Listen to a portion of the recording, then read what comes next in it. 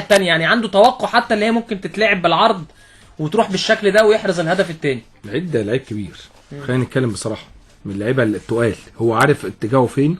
هي يمكن خد من ورا كالوشا وشه اتجاهه للكوره من ناحيه احمد صبري، خدها من ناحيه الشمال وراح احمد السيد وعملها بوش رجله الخارجي.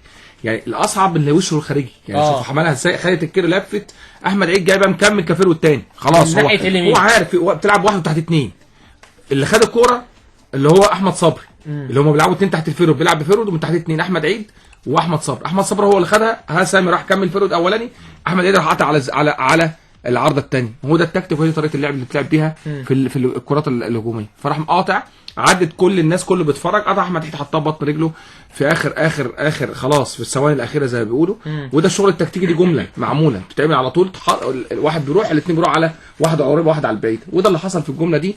في طبعا عدم تغطيه من مدافعي الاتحاد، او كلنا كنا قلنا خلاص المباراه بتنتهي. هل ده كسل؟ هل ده قله تغطيه؟ يمكن كالوشا كان ضامم بس ما شافش ان احمد عيد جاي من وراه، حطها ببطن رجله في المرمى. لكن هي المباراه الشوط الثاني كان حلو، خلينا نتكلم بصراحه. احنا كنا هنا قلنا الجيم مفتوح، اي حد فيهم ممكن يجيب هدف. هنا كاسونجو بيضيع، خالد قمر بيضيع، الناحيه الثانيه بتلاقي محمد اشرف بيضيع، وبتلاقي يمكن فرصتين لمحمد اشرف، واحده خدها بوش رجله، ودي كان موقف غريب جدا. محمود السيد كره متشاطه من بعيد جدا طلعها برجله، ودي كانت واحده ثانيه راحت لمحمد اشرف، خدها انفراد وراح وشاطها، بس شاطها ضعيفه. دي الفرص اللي جت. الناحيه الثانيه كاسونجو انفراد وضيعها، وحط واحده لخالد قمر وضيعها. وكان في واحده كمان بالراس، كورنر اتلعب من كالوشا، طبت في الارض، عدت كل الناس وراحت البازوكا لوحده وحطها بالراس فوق العرض. كل دي فرص قبل ما الجيش يخش حتى الجيم. يمكن كان ساعتها 1-0 للاتحاد، كان ممكن تبقى 2-0 تقتل على طموح الجيش، لكن الجيش دخل بالهدف بتاع التعادل، راح داخل بهدف الفوز في اخر ثواني. ودي ميزه موجوده في فرقه طلائع الجيش. ركز كده في كل الماتشات اللي لعبها، معظمها بيخش الجيم او بيكسب او بيتعادل في اخر دقائق.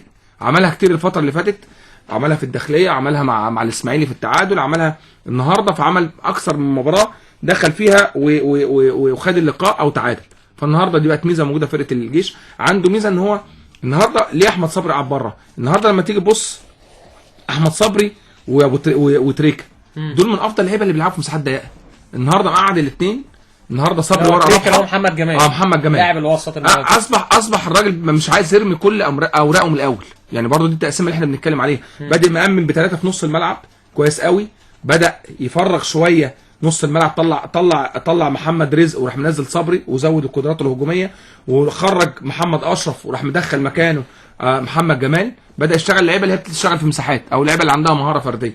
والنهارده قدر الهدف اللي جه الثاني هي تمريره اتحطت من محمد جمال تريكا، صبري راوغ وعدى وعملها بالعرض حطها احمد عيد. طيب خلينا نروح للكابتن احمد سامي المدير الفني. النهارده طبعا تم تصعيد كابتن احمد سامي كمدير فني بعد رحيل الكابتن احمد العجوز في المباراه اللي فاتت امام بتروجيت. النهارده اول مباراه لاحمد سامي كمدير فني، وبنبارك له طبعا على الفوز المهم النهارده على الاتحاد السكندري